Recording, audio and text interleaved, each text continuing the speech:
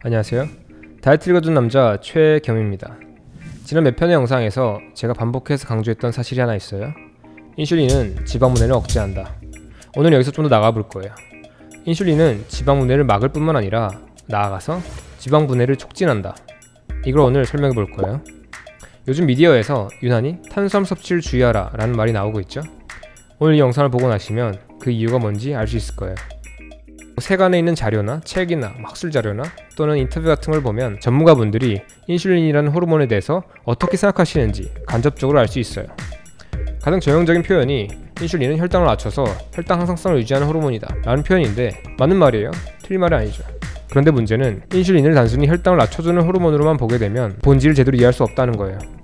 그건 전체 숲이 있는데 거기서 나무만 보고 있는 거예요. 본질을 깨뚫고 싶으면 질문을 날카롭게 해야 됩니다. 이렇게 질문을 해볼게요. 좋아, 인슐린이 혈당을 낮추는 건 알겠어. 그런데 어떤 원리로 낮추는 거지? 인슐린은 우리 몸의 에너지 대사에서 굉장히 중요한 역할을 합니다. 우리 몸의 다량 영양소, 탄수화물, 단백질, 지방 이 세 가지 대사에 미치는 영향도 어마어마해요. 인슐린이 지방 분해를 억제하는 이 효과는 전체 그림에서 빙산의 일각이에요. 제가 한번 정리를 해봤는데 전체 그림을 보니까 한 9가지 정도가 되는 것 같아요. 나무가 아니라 숲을 발견됐으니까 9가지 그루의 나무가 있다고 쳐볼게요. 이 내용이 많다 보니까 오늘은 인슐린이 탄수화물 대사에 미치는 영향에 대해서 알아볼 거예요. 인슐린이 탄수화물 대사에 미치는 영향은 대표적으로 3가지가 있어요.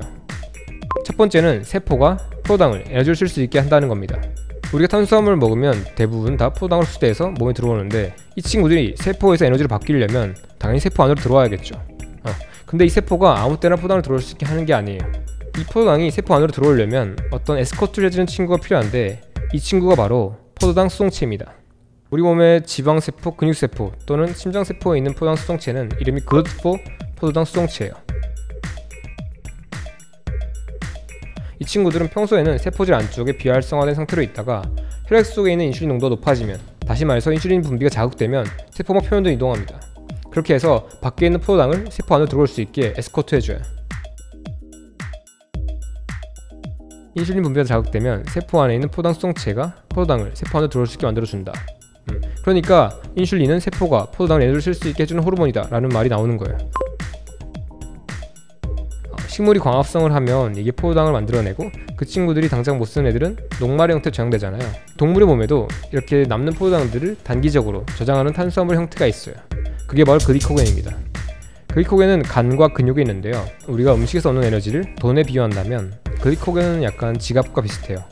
지방이 좀 더 통장과 비슷하죠. 우리가 당장 손에 돈이 많이 들었다고 해서 이거를 다 한 번에 막 들고 있을 수는 없잖아요. 그럼 우리가 이걸 어떻게 하죠? 지갑에 넣죠. 네, 맞아요.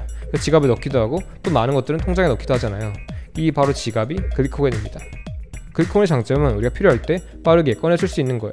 근데 이렇게 빠르게 쓸 수 있는 장점이 있긴 하지만 글리코겐을 저장할 수 있는 양은 한계가 있어요. 우리 몸이 하루에 쓰는 에너지 정도? 그 정도 저장할 수 있으니까요. 포도당이 글리코겐을 바뀌는 과정에서도 인슐린이 결정적인 역할을 합니다. 이게 두 번째 나무였어요. 이제 세 번째 나무로 넘어가 볼게요. 이전의 영상에서 탄수화물이 들어왔지만 당장 쓰이지 않은 애들은 간에서 지방 신생 합성이라는 작용을 통해서 지방으로 바뀐다 했어요. 여러분들이 지금 탄수화물을 섭취해서 다량의 포도당들이 몸속으로 들어왔고 이 친구를 세포에서 에너지를 썼는데 남는 애들은 글리코겐이 저장될 수 있겠죠? 그런데 여러분들의 일상 상황에서는 글리코겐이 꽉 차 있기도 하고 저장될 수 있는 글리코겐의 양에는 한계가 있어요.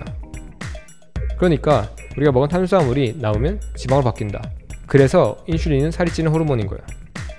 우리 몸에서 탄수화물이 지방으로 바뀌는 과정에서 가장 중요한 호르몬 하나를 꼽으라면 그게 바로 인슐린이에요. 인슐린은 살이 찌게 만든다는 거예요. 우리 몸이 인슐린 노출이 많이 될수록 살이 찔 가능성은 높아집니다. 이걸 가장 잘 보여주는 예시가 바로 당뇨인데요. 당뇨라는 병은 쉽게 설명하자면 우리 몸이 탄수화물을 제대로 처리하지 못하는 상태에 이른 거예요. 당뇨는 크게 두 가지가 있는데 하나는 1형 당뇨고 하나는 2형 당뇨예요. 1형 당뇨, 2형 당뇨 모두 다 우리 몸이 탄수화물을 제대로 쓰지 못한 상태라는 공통점이 있지만 근본 원인은 되게 달라요. 1형 당뇨는 우리 몸에서 인슐린이 분비되는 기능에 문제가 있어서 분비되지 않거나 또는 거의 분비되지 않는 그런 원인을 가지고 있고요. 두 번째로 2형 당뇨는 우리 몸에서 탄수화물 섭취를 하면 인슐린 분비가 되긴 하지만 인슐린이 전달한 포도당을 세포가 에너지를 쓰지 못하는 상태, 이게 바로 2형 당뇨인데 1형 당뇨 환자와 2형 당뇨 환자의 몸에서 일어나는 지방 축적 현상이 극명하게 달라요. 2형 당뇨도 다뤄볼게요. 2형 당뇨는 전체 당뇨 환자의 약 95% 또는 그 이상인데요. 2형 당뇨 환자들은 쉽게 살이 찝니다. 그래서 보통 2형 당뇨는 비만과 같이 나와요. 이거는 인슐린과 탄수화물 관계로 이해할 수 있어요. 2형 당뇨 문제가 인슐린 전달하는 포도당을 세포가 제대로 쓰지 못한다고 했잖아요. 이걸 바로 인슐린 저항성이 높다고 말하는데요. 인슐린 저항성이 높다는 말은 탄수화물 처리하는 1번, 2번, 3번 방법 중에 1번이 제대로 되지 않는다는 거예요.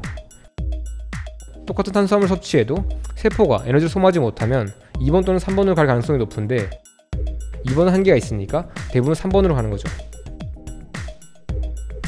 그게 뭐예요? 살찌는 거예요. 심지어 인슐린 저항성 높은 2형 당뇨 환자들은 세포가 에너지를 제대로 쓰지 못하니까 몸에서 더 많은 인슐린을 분비하고 그 결과 2형 당뇨 환자들은 더 쉽게 살찌는 거예요.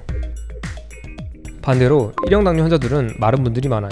왜냐면 1형 당뇨 환자분들은 인슐린 분비가 거의 되지 않거나 아예 되지 않으니까요. 이걸 가장 잘 보여주는 게 1922년에 엘리자베스 휴즈의 사례입니다. 이 사진을 한번 볼게요. 왼쪽에 있는 게 이 엘리자베스가 11살 때고요. 이때 체중이 20kg였다고 해요. 거의 기아 상태죠. 이 친구는 아무리 먹어도 살이 쉽게 찌지 않았고 몸에 기력이 없었고 면역력도 약했고 쉽게 아팠다고 해요. 참고로 100년 전까지만 해도 의사들은 1형 당뇨와 2형 당뇨를 구분하지 못할 때였고요. 그리고 인슐린요법이 도입되기 전이었습니다. 그래서 당시에는 1형 당뇨에 걸리면 오래 살지 못하는 게 당연했어요. 그래서 당시에 엘리자베스의 주치의도 이걸 어떻게 하지 못했어요. 그런데 엘리자베스의 부모님은 운이 좋게도 당시에 이 문제를 이해하고 있는 의사를 찾습니다. 그분이 바로 프레드릭 벤팅인데요. 벤팅 박사는 이 문제를 이해하고 있었어요. 인슐린은 살이 찌게 하는 호르몬이다. 그리고 이게 소녀의 몸에서 인슐린 분비가 안 되고 있다는 걸 이해하고 있었어요. 벤팅 박사의 처방은 다음과 같았습니다. 인슐린을 투약했고요. 동시에 탄수화물 많이 먹였어요. 기록을 찾아보니까 빵과 감자를 중심으로 탄수화물 많이 먹였습니다. 엘리자베스 몸에서 인슐린이 제대로 분비되지 않으니까 외부에서 인슐린을 투약해줬고 동시에 이거를 지방으로 바꿀 수 있는 탄수화물을 빵과 감자를 통해서 공급해준 거죠. 고탄수화물과 고인슐린이 결합된 처방이었던 거예요. 결과는 어떻게 됐을까요? 5주 만에 4.5kg이 쪘고요. 오른쪽 사진이 약 4개월 뒤입니다. 건강한 아기가 됐죠? 인슐린은 살이 찌게 하는 호르몬이다. 이건 명백한 팩트예요. 자, 오늘은 우리가 인슐린이 에너지 대사에 미치는 영향 중에서 탄수화물 대사에 미치는 영향 3가지를 알아봤어요. 우리가 지금 탄수화물을 먹었고 혈당이 올랐다가 시간이 지나서 혈당이 내려갔다면 우리는 3가지를 머릿속에 넣어야 돼요. 첫 번째, 세포가 포도당을 에너지로 썼다. 두 번째, 글리코겐으로 저장했다. 세 번째, 지방을 바꿨다. 그런데 이 친구에는 한계가 있고 이 친구 한계에 있을 때 남는 애들 어디로 간다고요? 지방으로 바뀐다. 그래서 인슐린은 살이 찌게 하는 호르몬인 거예요. 그래서 요즘에 미디어에서 탄수화물 섭취를 주의하라고 하는 거예요.